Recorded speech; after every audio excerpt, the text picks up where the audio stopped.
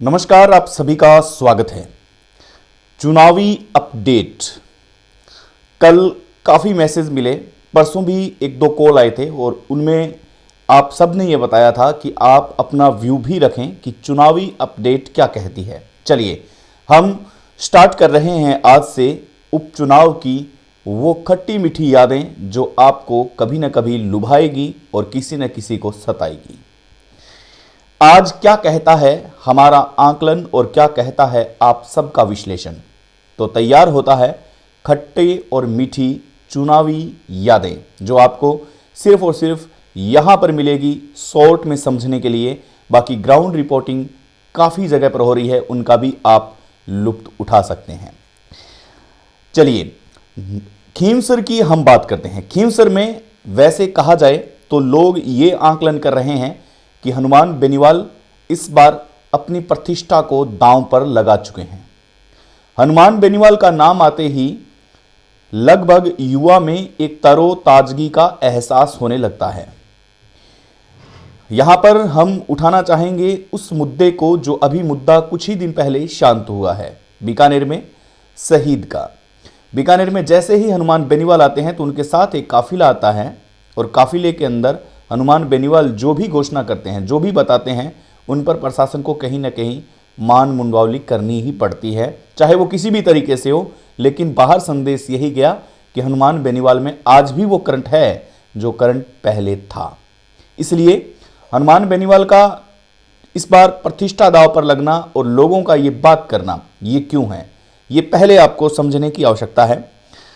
आपको बता दें कि गत वर्ष जो डांगा साहब है वो बेनीवाल से 2059 मतों से हारे हैं। ये सबसे बड़ा कारण है और इसीलिए भारतीय जनता पार्टी ने डांगा पर एक बार फिर अपना द्रोण छोड़ा है, या यूं कह सकते हैं भारतीय जनता पार्टी ने इसलिए अपने दिमाग से काम लिया है कि डांगा साहब 2059 मतों से हारे हैं, इसलिए वापस उनको एक बार मौका दिया जाए, क्योंकि गत वर्ष ये अंतराल बहुत ज़्यादा नहीं था, बहुत कम था।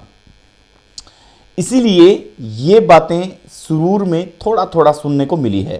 अब बातें विधानसभा से बाहर हो, विधानसभा के अंदर हो, या किसी भी क्षेत्र की बातें हो, लेकिन वो धीरे धीरे बातें होती होती उन वोटर्स पर इफेक्ट तो कहीं ना कहीं डालती है।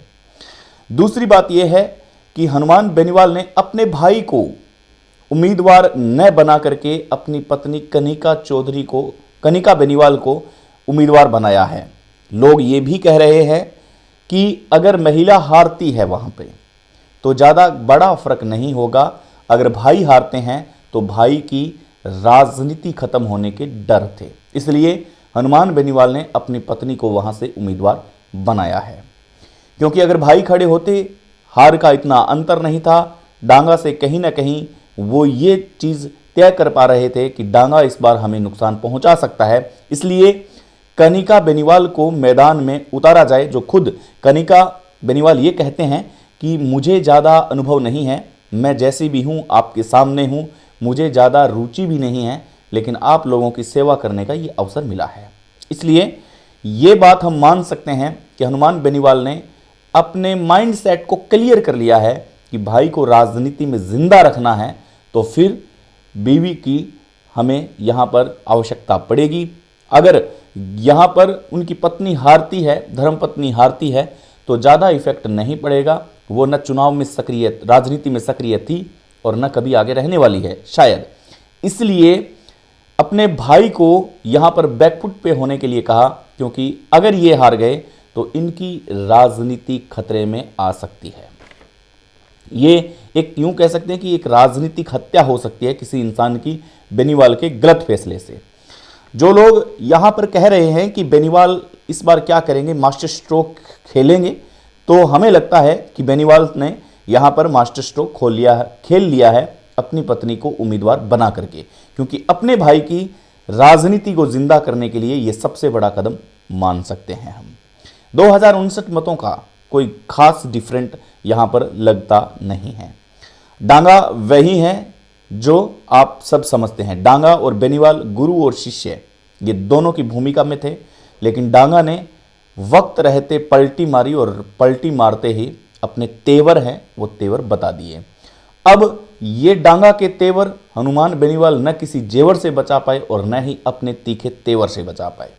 जेवर और तेवर की ये कहानियां और किस्से तो यूं ही चलते रहेंगे, लेकिन ये राजनीति है और राजनीति में हमें समझने की आवश्यकता है कि हम यहाँ पर कुछ भी देख सकते हैं और कुछ भी हो सकता है, क्योंकि ऊंट किस करवट बैठता है ये बैठने के बाद में ही पता चलता है। जब ऊंट बैठने की तैयारी करता है तब उसका आकलन नहीं किया जा सकता। इसलिए लोग ये भी बात कर रहे हैं कि डांगा को तैयार किया, शिष्य बनाया, गुरु मंत्र दिया हनुमान बेनीवाल ने, और इसीलिए आजकल ये कहा गया है कि कोई शिष्य शिष्य नहीं होता और कोई गुरु गुरु नहीं होता। वो कब आपस में मैदान में आ जाएं ये कोई पता नहीं लगा सकता। ये सिर्फ और सिर्फ भविष्य के गर्भ में छुपी हुई वो निचड़ी हुई बातें हैं जिसका हम निचोड़ कभी नहीं निकालते।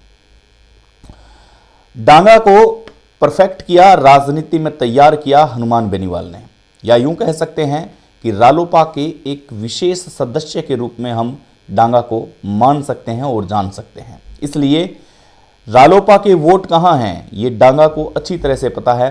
रालोपा के वोटर्स की क्या जड़ है ये भी डांगा को अच्छी तरह से पता है। यानी कि यूं हम कह सकते हैं कि बेनीवाल साहब बाहर रहते थे और अंदर घर में डांगा ने अपने वोटर्स को लुभा लिया है और उनको अच्छे से जान लिया है। हर वोटर्स को डांगा से मिलने का एक सौभाग्य मिला और यही सौभाग्य पिछले गत वर्ष में देखने को मिला। तो इस बार भाजपा ने भी ये सोचा कि डांगा को ही उम्मीदवार बनाया जाए ताकि डांगा वापिस वही काम कर सकते हैं जो काम पहले किया था। और भजनलाल शर्मा मुख्यमंत्री राजस्थान ये लगातार अपनी एक कूटनीति में सफल होते दिखाई दे रहे हैं। झुंझुनू में हमें देखने को मिला बबलू चौधरी और यहाँ पर हमें देखने को मिला दुर्ग सिंह चौहान, जो कि 13 महीने से भाजपा में 13 महीना माफ कीजिएगा, दुर्ग सिंह चौहान को यहाँ पर पलटी मारने का एक अवसर दिया। भजनलाल शर्मा ने बात की, लेकिन एक बात तो यहाँ कहेंगे कि भजनलाल शर्मा जहाँ भी जाते होंगे वहाँ एक बात कहते होंगे कि पार्टी से बगावत करना किसी भी प्रॉब्लम का हल नहीं है। खुद अपना उदाहरण दे रहे होंगे कि मैं कहाँ था और आज कहाँ हूँ। मुझे नहीं पता था कि मैं कभी राजस्थान का मुख्यमंत्री भी बन सकता था, लेकिन पार्टी ने मुझे मुख्यमंत्री बनाया। ये मेरे लिए सौभाग्य की बात है। इसलिए आप सभी को ये सलाह दूंगा कि आप पार्टी के अंदर रहकर काम करें। पार्टी के बाहर जाएंगे तो आप निष्कासित कर दिए जाएंगे और आपको भविष्य में कभी भी ऐसी उपलब्धि पार्टी नहीं देगी। हमें लगता है कि यही मंत्र है भजनलाल शर्मा के पास जो हर बागी नेता को देते हैं और बागी नेता को पलटी मारने पर मजबूर करते हैं। और सोचने योग्य बात भी है। डॉक्टर रतन चौधरी, कांग्रेस ने यहां पर त्रिकोणीय मुकाबला खड़ा कर दिया है। वैसे तो यहां पर डॉक्टर रतन चौधरी कांग्रेस से उम्मीदवार, लेकिन लोगों में दिलचस्पी नहीं है। सीधी बात यह है, लोगों में दिलचस्पी है भाजपा बनाम रालोपा, यानी कि बेनीवाल और भाजपा की लड़ाई यहां पर सामने सामने दिखाई दे रही है। लोग इंटरेस्ट भी इसी में ले रहे हैं। लोग कांग्रेस की यहां पर कोई बात भी नहीं करना चाहते। लेकिन यहां पर एक समझने की बात है, डॉक्टर रतन चौधरी के पति डॉक्टर रतन चौधरी एक पेशे से डॉक्टर हैं और राजनीति में कम सक्रिय थे, अभी सक्रिय हुए हैं। लेकिन जैसे ही इनको टिकट मिली वैसे ही इनके पति 13 महीने भाजपा में रहे, उन्होंने इस्तीफा दे दिया और वो अपनी पत्नी के साथ लग गए काम करने। तो यहाँ पर कोई खास असर दिखाई नहीं दे रहा कि 13 महीने में अगर आप किसी पार्टी में रहते हैं और उसके बाद में अगर आप अपनी पत्नी का साथ देने के लिए कांग्रेस ज्वाइन करते हैं और भाजपा को इस्तीफा देते हैं तो कोई खास फर्क यहाँ पर दिखाई नहीं दे रहा है। इसलिए कांग्रेस की बात ना तो जनता कर रही है और जनता की बात ही हम बता रहे हैं, तो हमें नहीं लगता कि यहाँ पर कांग्रेस कुछ गजब का कमाल करेगी। नहीं, यहां पर वर्ष 2008 में हनुमान बेनीवाल, आपको पता है कौन सी पार्टी से टिकट मिली उन्हें, क्या हुआ, वो सारी बातें मानते हैं आप। लेकिन रालोपा को धीरे धीरे यहां पर अच्छी खासी ज़बरदस्त जीत मिली है। और लेकिन टेंशन वाली बात यह है रालोपा के लिए कि उनका जीत का जो स्तर है वो लगातार कंटिन्यू घट रहा है। लगातार घटती हुई ये रैंकिंग क्या कहती है, ये रालोपा के लिए एक टेंशन वाली बात है।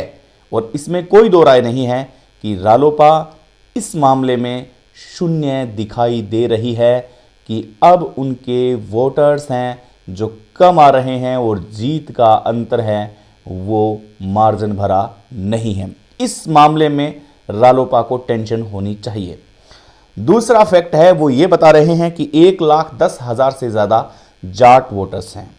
अब ये देखते हैं कि जाट वोटर्स किधर जाते हैं, किस करवट बैठते हैं। ये बहुत एक संजीदा खेल होगा कि जाट वोटर्स क्या तय करते हैं। बहरहाल आज के अंक में इतना ही, लेकिन लगातार आपके बीच में आते रहेंगे ऐसे छोटे छोटे विश्लेषण लेके। तब तक के लिए आप हमारे साथ बने रहें। शुक्रिया आप सबका, धन्यवाद।